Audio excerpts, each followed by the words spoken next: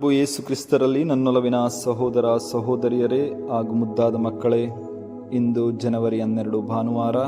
ಇಂದಿನ ಶುಭ ಸಂದೇಶ ಲೂಕ 3:15-16, 21-22. ಕಳೆದ ಭಾನುವಾರ ನಾವು ಪ್ರಭು ಯೇಸು ಕ್ರಿಸ್ತರ ದೈವ ದರ್ಶನದ ಹಬ್ಬವನ್ನು ಆಚರಿಸಿದೆವು. ಇಂದು ತಾಯಿ ಧರ್ಮಸಭೆಯು ಕ್ರಿಸ್ತ ಜಯಂತಿಯ ಕಾಲವನ್ನು ಮುಗಿಸಿ ಸಾಧಾರಣ ಕಾಲಕ್ಕೆ ಕಾಲಿಡುತ್ತಿರುವಂತಹ ಸಂದರ್ಭದಲ್ಲಿ ಪ್ರಭುವಿನ ಸ್ನಾನ ದೀಕ್ಷೆಯ ಹಬ್ಬವನ್ನು ಆಚರಿಸುತ್ತಿದೆ. ಈ ಎರಡು ಹಬ್ಬಗಳ ನಡುವೆ ಒಂದು ನಂಟಿದೆ. ಅದಾಗಿದೆ, ಪ್ರಭು ಯೇಸು ಕ್ರಿಸ್ತರ ದೈವ ದರ್ಶನದ ಹಬ್ಬದಂದು ಮಾನವರು ದೇವರನ್ನು ಹುಡುಕುತ್ತಾ ದೇವರೆಡೆಗೆ ಬಂದರು ಹಾಗೂ ದೇವರ ದರ್ಶನವನ್ನು ಪಡೆದರು. ಅದಾಗಿತ್ತು, ದೂರ ದೇಶದಿಂದಂತಹ ಬಂದ ಜ್ಞಾನಿಗಳು ಪ್ರಭು ಯೇಸು ಕ್ರಿಸ್ತರ ಬಳಿಗೆ ಬರುತ್ತಾರೆ, ಅವರ ದರ್ಶನವನ್ನು ಪಡೆಯುತ್ತಾರೆ, ಅವರನ್ನು ಸಾಷ್ಟಾಂಗವರೆಗೆ ನಮಸ್ಕರಿಸುತ್ತಾರೆ ಹಾಗೂ ಕೊಡುಗೆಗಳನ್ನು ಕೊಟ್ಟು ಅವರು ಹಿಂದಿರುಗುತ್ತಾರೆ. ಹಾಗೂ ಇಂದು ಪ್ರಭು ಯೇಸು ಕ್ರಿಸ್ತರು ದೇವರು ಮಾನವರ ಬಳಿ ಹೋಗಿ ಅವರ ದರ್ಶನವನ್ನು ಜನತೆಗೆ ನೀಡುತ್ತಾರೆ.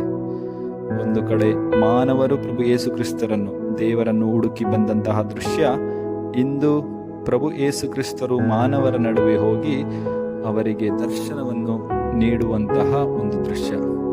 ಪ್ರಿಯರೇ, ಎರಡು ರೀತಿಯಲ್ಲಿ ನಾವು ದೈವಿಕ ಜ್ಞಾನವನ್ನು, ದೇವರ ದರ್ಶನವನ್ನು ಪಡೆದುಕೊಳ್ಳಬಹುದು.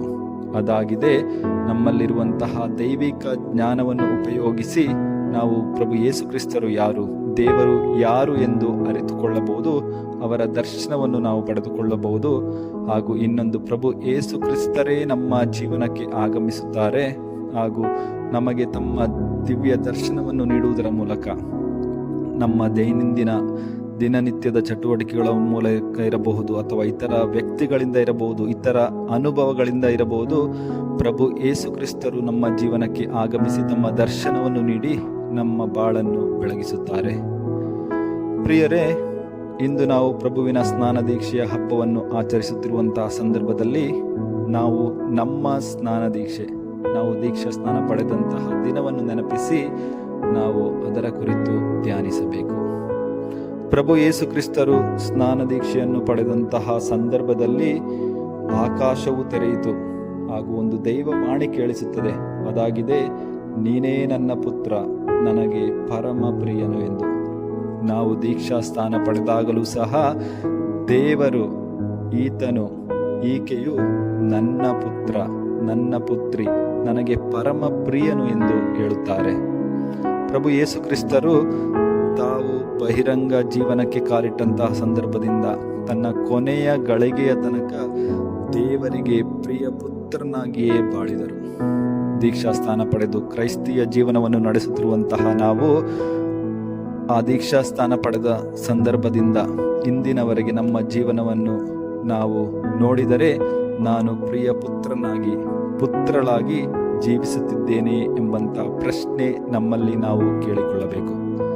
ಪ್ರಭು ಯೇಸು ಕ್ರಿಸ್ತರು ದೀಕ್ಷಾ ಸ್ಥಾನವನ್ನು ಪಡೆದಂತಹ ಸಂದರ್ಭದಲ್ಲಿ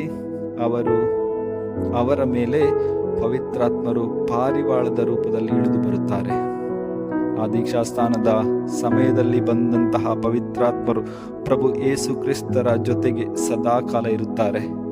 ಪ್ರಭು ಯೇಸು ಕ್ರಿಸ್ತರು ಯಾವುದೇ ಪಾಪವನ್ನು ಮಾಡಲಿಲ್ಲ, ಆದ್ದರಿಂದ ಪವಿತ್ರಾತ್ಮರು ಅವರಿಂದ ದೂರ ಆಗಲಿಲ್ಲ. ಆದ್ದರಿಂದ ಪ್ರಭು ಯೇಸು ಕ್ರಿಸ್ತರು ಪವಿತ್ರಾತ್ಮ ಭರಿತರಾಗಿ ಅಲ್ಲಿನ ಆ ಜನರಿಗೆ ಸಾಂತ್ವನವನ್ನು ನೀಡಿದರು, ಶೋಷಿತರಿಗೆ, ಬಂಧಿತರಿಗೆ ಬಿಡುಗಡೆಯನ್ನು ನೀಡಿದರು, ಅಂಧಕಾರದಲ್ಲಿದ್ದಂಥವರಿಗೆ ಬೆಳಕನ್ನು ನೀಡಿದರು ಹಾಗೂ ರೋಗಿಗಳಿಗೆ ಗುಣಮುಖ ಮಾಡಿದರು ಹಾಗೂ ದೆವ್ವ ಹಿಡಿದವರನ್ನು ಬಿಡಿಸಿದರು. ಈ ರೀತಿಯಲ್ಲಿ ಒಳ್ಳೆಯ ಕಾರ್ಯಗಳನ್ನು ಮಾಡುವುದರ ಮೂಲಕ ಆ ಪವಿತ್ರಾತ್ಮರು, ಅವರಲ್ಲಿದ್ದಂತಹ ಪವಿತ್ರಾತ್ಮರನ್ನು ಅವರು ಇಡೀ ಜನತೆಗೆ ತೋರಿಸಿಕೊಡುತ್ತಾರೆ ಹಾಗೂ ಆ ಪವಿತ್ರಾತ್ಮರ ಒಳ್ಳೆಯ ಕಾರ್ಯಗಳನ್ನು ತನ್ನ ಜನರ ಜೀವನದಲ್ಲಿ ಎಸಗುತ್ತಾರೆ. ನಾವು ದೀಕ್ಷಾ ಸ್ಥಾನದ ಮೂಲಕ ಇರಬಹುದು, ದೃಢೀಕರಣದ ಮೂಲಕ ಇರಬಹುದು, ಪವಿತ್ರಾತ್ಮರನ್ನು ಪಡೆದಿದ್ದೇವೆ. ಆದ್ದರಿಂದ ನಾವು ಇಂದು ನಮ್ಮಲ್ಲಿ ಪ್ರಶ್ನಿಸಿಕೊಳ್ಳಬೇಕು, ಪ್ರಭು ಯೇಸು ಕ್ರಿಸ್ತರು ಇತರರ ಜೀವನದಲ್ಲಿ ಅದ್ಭುತ ಕಾರ್ಯಗಳನ್ನು ಎಸಗಿದಂತೆ ನಾನು ನನ್ನ ಕೈಲಾದಷ್ಟು ಏನಾದರೂ ಇತರರಿಗೆ ಮಾಡುತ್ತಿದ್ದೇನೆಯೇ? ಪವಿತ್ರಾತ್ಮಭರಿತನಾಗಿ ಒಳ್ಳೆಯ ಕಾರ್ಯಗಳನ್ನೇನಾದರೂ ನಾನು ನನ್ನ ಕುಟುಂಬದಲ್ಲಿರಬಹುದು, ನನ್ನ ಸಮಾಜದಲ್ಲಿರಬಹುದು, ನನ್ನ ಗೆಳೆಯರೊಂದಿಗಿರಬಹುದು, ಪವಿತ್ರಾತ್ಮರಿಂದ ಭರಿತನಾಗಿ ಉತ್ತಮ ಕಾರ್ಯಗಳನ್ನು ಏನಾದರೂ ಮಾಡುತ್ತಿದ್ದೇನೆ ಎಂದು ನಮ್ಮಲ್ಲಿ ನಾವು ಪ್ರಶ್ನಿಸಿಕೊಳ್ಳಬೇಕು. ಅಥವಾ ಪಾಪವನ್ನು ಮಾಡಿ ಪವಿತ್ರಾತ್ಮರಿಂದ ದೂರ ಸರಿದಿದ್ದೇನೆಯೋ ಎಂದು ಸಹ ನಾವು ಪ್ರಶ್ನಿಸಿಕೊಳ್ಳಬೇಕು. ದೇವರು ನಮ್ಮೆಲ್ಲರನ್ನು ಆಶೀರ್ವದಿಸಲಿ ಹಾಗೂ ನಮಗೆ ಪವಿತ್ರಾತ್ಮರ ಶಕ್ತಿಯಿಂದ ಅದ್ಭುತ ಕಾರ್ಯಗಳನ್ನು ಎಸಗಲು ಬೇಕಾದಂತಹ ಶಕ್ತಿಯನ್ನು ಸಹ ದೇವರು ನೀಡಲಿ ಎಂದು ಈ ದಿನ ನಾವು ಪ್ರಾರ್ಥಿಸೋಣ. ದೇವರು ನಮ್ಮೆಲ್ಲರನ್ನು ಆಶೀರ್ವದಿಸಲಿ. ಆಮೇನ್. ಹಲ್ಲೆಲೂಯಾ. ಪಿತನಿಗೂ ಸುತನಿಗೂ ಮತ್ತು ಪವಿತ್ರಾತ್ಮರಿಗೂ ಮಹಿಮೆಯಾಗಲಿ. ಆಮೇನ್. ಹಲ್ಲೆಲೂಯಾ.